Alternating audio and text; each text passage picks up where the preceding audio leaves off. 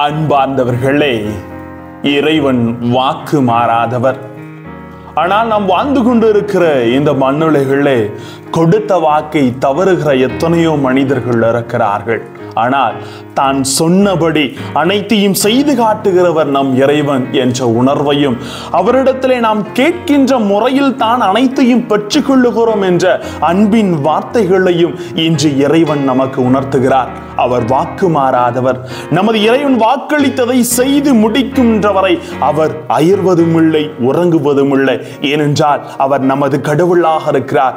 வாழ்வோரின் கடவுளாக நமக்கு ஆசிரியை தருகிறார். அந்த உணர்வை இன்று வார்த்தை உணர்த்துகிறது. அவர் வாக்கு மாறாதவர். வாங்க வார்த்தையோடு ஒரு பயணம் செய்து அதை அறிந்து கொள்ளுவோம்.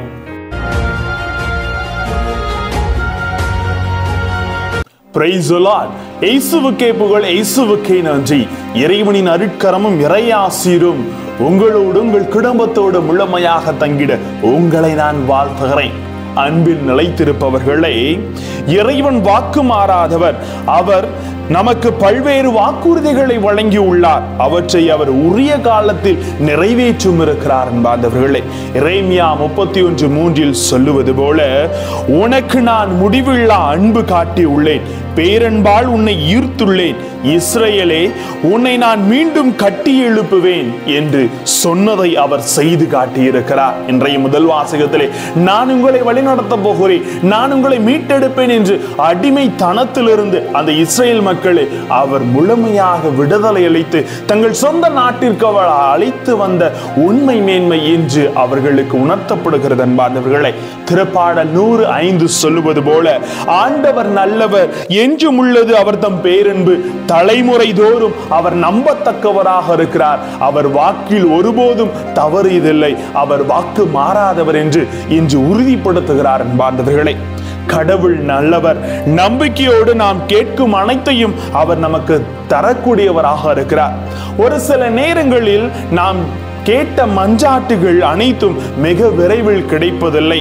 சில நேரங்களில் நாம் காத்திருந்துதான் அதை பெற்றுக்கொண்டாக வேண்டும். என்பார்ந்தவர்களே, நாம் அன்பு செய்கின்ற ஒவ்வொருவரையும் எப்படி முழுமையாக கேட்டதை பொறுமையோடு கொடுப்பது போல, நாம் அன்பு செய்கிற நம் கடவுள் நம்மை முற்றிலுமாக அன்பு செய்து ஒருபோது நாம் வீழ்ந்து போகாமல் நாம் கேட்பதை நிறைவாக தருகிறார். என்பார்ந்தவர்களே, நமக்கு நம்பிக்கையும் பொறுமையும் அதிகமாக தேவைப்படுகிறது. என்பார்ந்தவர்களே, ஏனென்றால் வாரி வழங்குவதில் அவர் வள்ளலாக இருக்கிறார். இன்னைக்கு ஒருத்தர் வந்து உங்ககிட்ட ஏய் கொடு அப்படின்னு கேட்டா உடனே கொடுத்துருவோமா? அந்த பொருளையாவது மரியாதையா கேளு அப்படின்னு சொல்லுவோம். நாம் கொடுக்கின்ற வார்த்தையும் சொல்லுகின்ற வார்த்தையும் வைத்துதான் நாம் அனைத்தையும் மண்ணுலகளை பெற்றுக்கொள்வது போல, இறைவனிடத்திலே பொறுமையோடும் அமைதியோடும் சூழ்நிலைக்கு ஏற்றவாறு அவர் வாக்கு மாறாதா இருக்கிறார் என்பதை உணர்ந்து அவரிடத்தில் நாம் கேட்கின்ற பொழுது நிச்சயம் பெற்றுக்கொள்கிறோம். என்பார்ந்தவர்களே, பால் குடிக்கும் தம் மகவை தாய் மறப்பாளோ, கருத்தாங்கியவள் தன் பிள்ளை மீது இரக்கம் காட்டாதிருப்பாளோ, இவர்கள் மறந்திடும், நான் உன்னை மறக்க மாட்டேன் என்று இறைவன் சொல்லி இருக்கிறார் வார்த்தையிலே. ஆகையால் தான் இன்றைய நற்செய்தியிலே அந்த பெண்மணியானவள், அந்த கானானிய பெண்மணி தனது மகள் சுகம் பெற வேண்டும் என்று அவரிடத்தில் ஓடி வருகிறார். அவர் சொல்றதை அவர் கேட்கவே இல்லை. கடவுள் கேட்கிற மாதிரியே தெரியல. சீடர்களும் அனுப்பிவிடுங்கள் என்று சொல்லுகிறார். ஆனாலும் அவர் பொறுமையோடு காத்திருக்கிறார்.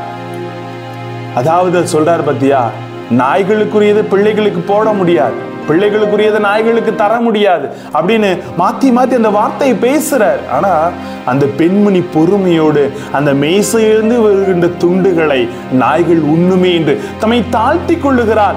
பொறுமையோடு மரியாதையோடு ஐயா இறங்கும் என்று அவரிடத்தில் கேட்கின்றார். சராசரியாக ஐயா என்று அழைக்கின்ற பொழுது மனிதன் மனம் இறங்கி அனைத்தையும் கொடுக்கின்ற குணம் உருவாகிறது. இதை ஆண்டவர் அங்கு பார்க்கிறார். என்பார்ந்தவர்களே, அம்மா உமது நம்பிக்கை பெரியது, நீ விரும்பியவாறே உமக்கு நிகழ்த்தும் என்று ஆசீர் கூறி அனுப்புவதை நாம் பார்க்கிறோம். புலம்பலாகமும் 3:26 சொல்லுவது போல, ஆண்டவர் அருளும் மீட்புக்காக அமைதியுடன் காத்திருப்பதே நல்லது, அவர் அருள் தருவார். அமைதியோடு காத்திருக்கின்ற பொழுது வாக்கு மாறாதவரின் ஆசிரியை நாம் பெற்றுக்கொள்கிறோம். இன்னைக்கு குடும்பத்திலும் சரி, வார்த்தைகளை தவற விட்டு வார்த்தைகளை மாற்றி மாற்றி பேசி வாக்குகளை மாற்றி சொல்லி இன்று எத்தனையோ முறை சிதைந்து கொண்டிருக்கிறோம். எனவே வாக்கு மாறாதவரிடத்திலே நம்பிக்கையோடும் பொறுமையோடும் விடாமுயற்சியோடு இந்த தாய் விடாமுயற்சி என்ற படிக்கட்டுகளை கட்டி எழுப்பி நம்பிக்கையில் பெற்றுக்கொள்வது போல வாக்கு மாறாதவரிடத்திலே நம்பிக்கையோடு கேளுங்கள், அனைத்தும் உங்கள் வாழ்வில் ஆசீர்வாதமாய் மாறும். ஜெபிப்போமா. அன்பு இறைவா, இந்த கானானிய பெண்மணி போல இடைவிடாது வாக்கு மாறாத உம்மீது நம்பிக்கை வைத்து அருளையும் ஆசிரியையும் பெற்றுக்கொள்ள இடைவிடாமல் ஜெபத்தோடு வார்த்தையோடு தியானிக்க எங்களோடு தங்கி எங்களை ஆசீர்வதியும் ஆண்டவரே. Praise the Lord.